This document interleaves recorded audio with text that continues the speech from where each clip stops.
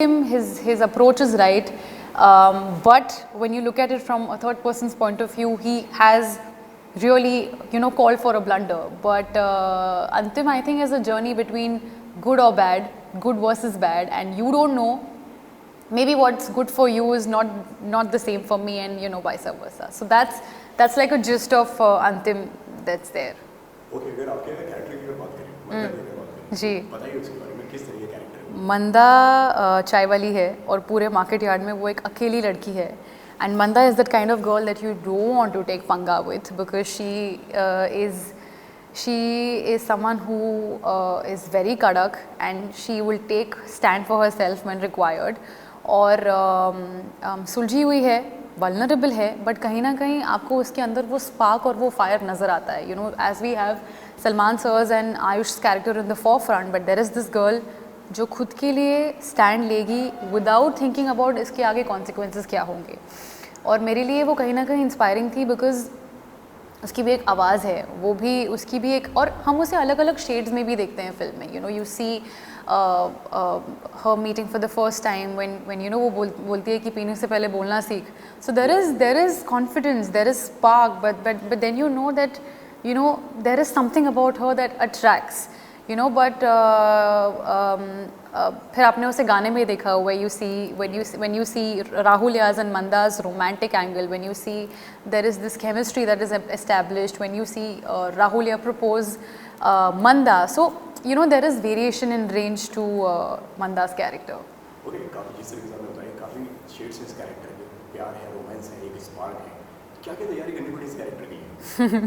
मुझे हमारे director sir Mahesh sir ने तो यही बोला था कि कोई तैयारी करके नहीं आना. Just make sure that you know the background of your character, just make sure that you know the conscience of your character, and don't come over prepared, because वो हमेशा से वो खुद एक एक्टर है, हम सब जानते हैं. तो वो उनको ऐसा लगता है कि जब हम एक्टर्स को एक बॉक्स में डाल देते हैं, या फिर जब हम उनको बता देते हैं कि उन्हें क्या करता है, तो वो अपना मैजिक नहीं लेकर आ पाते. सो उन्होंने मुझे अपनी पहले ही फिल्म में, पहले ही प्रोजेक्ट में फ्रीडम दी as a performer to perform, for me to understand that this is what I can do. और जब चीज़ें गड़बड़ होती थी तो he was always there to guide me throughout the journey, but he never put any sort of pressure. और obviously I was worried, because I was nervous, I was worried, because this film already has 2 very prominent characters, और उसमें आप stand out करना या आप अपने character से justify करना डिफ़िकल्ट हो जाता है. बट महेश से help me throughout the process, और मतलब कौन उनका फ़ैन नहीं हो सकता.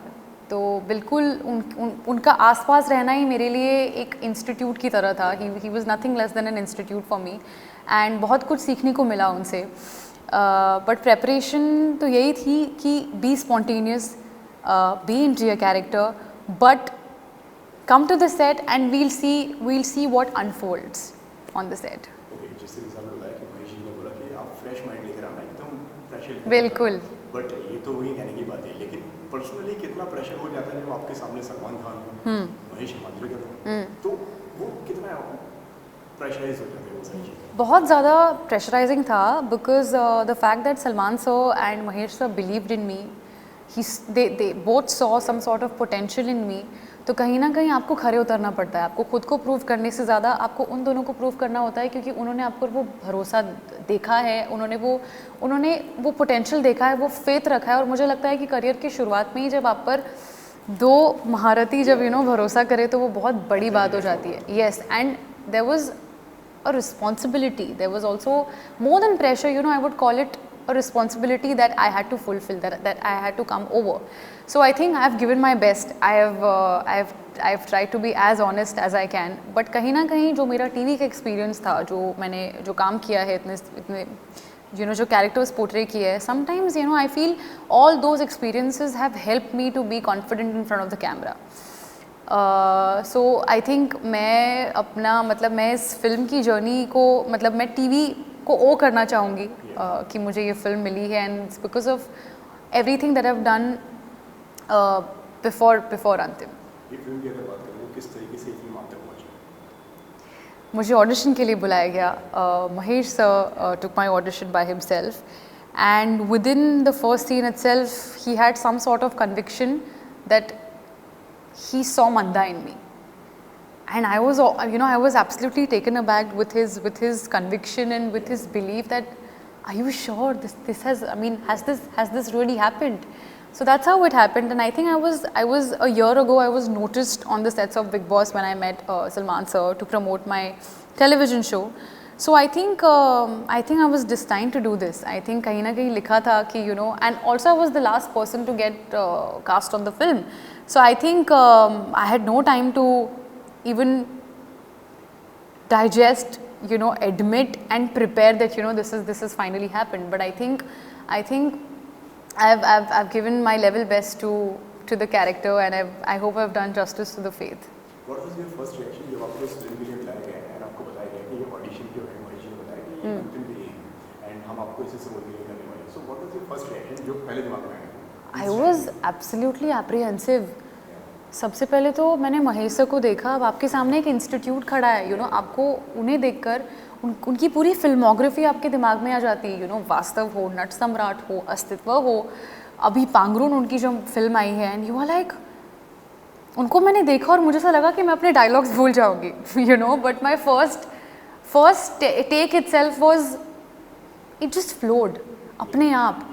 जैसे मैंने आपको कहा कि वो कॉन्फिडेंस कहीं ना कहीं मेरे पास्ट एक्सपीरियंसेस से आता है, जो मैंने टीवी में काम किया है, and I just gave it my best shot. But let me tell you, I was really hesitant and nervous, and I had, मैंने बिल्कुल नहीं सोचा था that I will be able to make it to अंतिम. Okay, जिस तरीके से मैं जानता हूँ कि आप ऑलरेडी सलमान सर से मिल चुके हैं बिग बॉस के सेट पर आप उस पर मिले हैं, फिर उसके बाद में फिल्म के सेट पर मिले हैं, तो क्या किस तरीके का माहौल था सेट पर? सबको ऐसा लगता है कि सब काफ़ी डरे हुए होंगे, but he is an absolute fun person, and मतलब वो सेट पे आ जाते हैं और मुझे ऐसा लगता है कि he is magnificent. He not only lights up the screen, but he lights up everything around you. So उनके साथ स्क्रीन शेयर करना, उनके साथ स्टेज शेयर करना, उनके थ्रू मेरा डेब्यू होना बॉलीवुड में was nothing less than a dream. And जैसे मैंने कहा कि मतलब उनकी जो लर्निंग्स रही हैं वो काफ़ी उनकी भी जर्नी हार्ड वर्क, रिजिलियंस की रही है, तो उन्होंने भी मुझे यही सीख दी है, how I have to continue doing what I am doing. Okay, कोई टिप्स, कोई आइडियाज़ उन्होंने दिए सलमान सर ने? जिस तरीके जब मैंने उनके एक्टर से काफ़ी मैंने बात करी है, तो वो अपने आइडियाज़ देते हैं कि यार इस कैरेक्टर को ना, इसको डायलॉग किस तरीके से बोलो, इसको ऐसे करो. आई थिंक उनकी ख़ास बात यह है कि दो he has belief and faith in me, he wants me to find my own feet, to carve my own niche. वो चाहते हैं कि मैं जो भी करूं अपने आप करूं, because I don't know, he wants me to be, he wants me to continue with the independent me that I am. So lessons तो यही रहे हैं कि कैसे मुझे हार्ड वर्किंग रहना है, कैसे हम एक्टर्स को बोला जाता है कि don't let the success enter into your head, and to have a thick skin. So ये कुछ चीज़ें हैं जो सलमान सर ने मुझे बताई है, but he just asked me to be my own and be what I am. Ayush तो मतलब आयुष के जर्नी को, आयुष के ट्रांसफॉर्मेशन को तो मैं मतलब बिल्कुल दाद देना चाहूँगी. He is given the film everything that he has, and मैं बस ये कहती हूँ कि if there is one actor that we all need to watch out for, then there is Ayush Sharma, because I couldn't have imagined any other person perform Rahul other than him, because he is commendable. और बहुत अच्छे हैं, मतलब उनकी journey, उनका dedication बहुत ज़्यादा inspiring है, and he's also been like a guiding light to me. He's also made me befriend the changes of the working patterns from television to the Bollywood industry. So I know that I've already made my first friend in the industry, and he's someone who's absolutely generous, inspiring, and he's dedicated. So I hope his hard work would pay off. अगर इस film की अगर बात करें, आपकी अगर बात करें, इस जर्नी की अगर बात करें, 11 साल की जर्नी है, काफ़ी लंबी जर्नी रही है. Yes.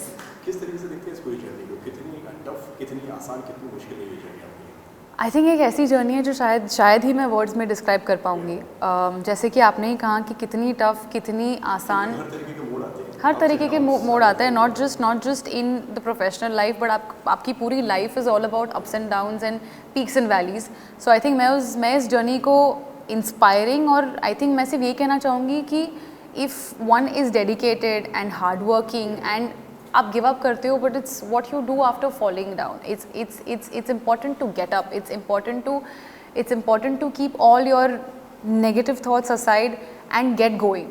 Because I think आपको विजन अगर आपको पता है कि मुझे कहाँ पहुँचना है, तो फिर मैं नहीं कहूँगी ईजी होता है. ऑब्वियसली मेरी जर्नी, मैंने बहुत कम उम्र से काम करना शुरू किया है और काफ़ी सारे टेलीविजन शोज़ किए, but I wanted to break the pattern, but I wanted to see myself on the big screen and you know that's how I have made it for myself. Okay, lastly 26 तारीख को film आ रही है, क्या कहना चाहेंगे आपके fans से?